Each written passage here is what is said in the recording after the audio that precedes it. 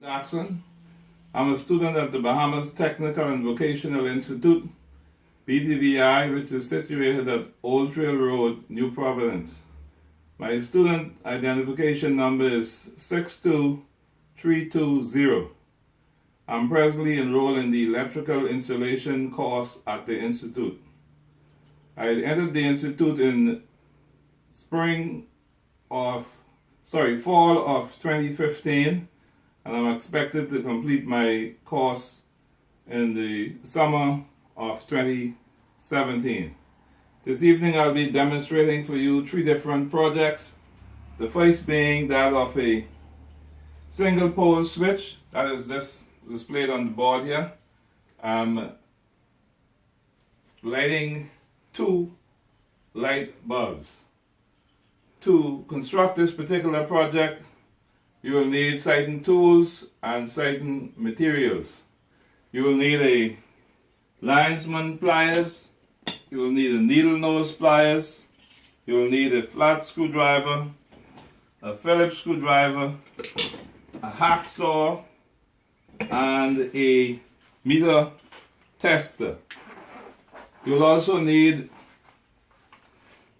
some materials.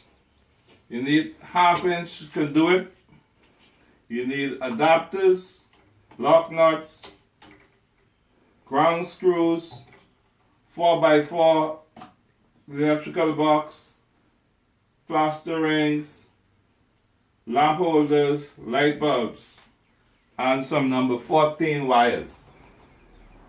The wires for this particular project are 4 different colors. You have black representing the hot, green representing ground, white representing neutral, and red representing switch leg. You will also need a single pole switch. A single pole switch is recognized by it having 3 terminals, 1 being ground, 1 being hot, and 1 being for the travelers. It is very important that you ground out all of your boxes, and the reason for that is you can have a short in your appliances or whatever load is connected to the particular supply. Your black wire, which is your hot, is connected to your breaker. And for this particular project, you're using a number 15 breaker, 15 amp breaker.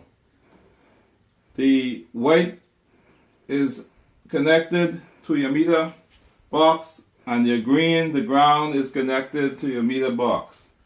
Your black, which is the hot, it comes in through the conduit and is connected to one of the terminals, being the hot, on the single pole switch.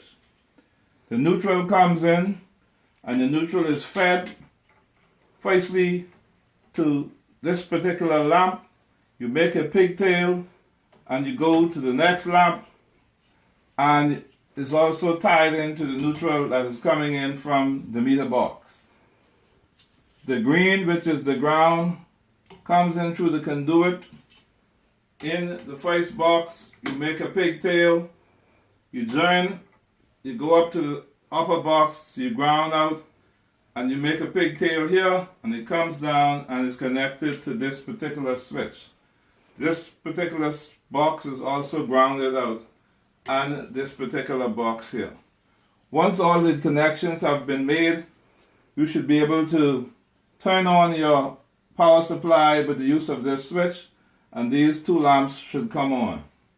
Having done so, I will now demonstrate to you by turning on the switch so you can see that the lights are in fact working.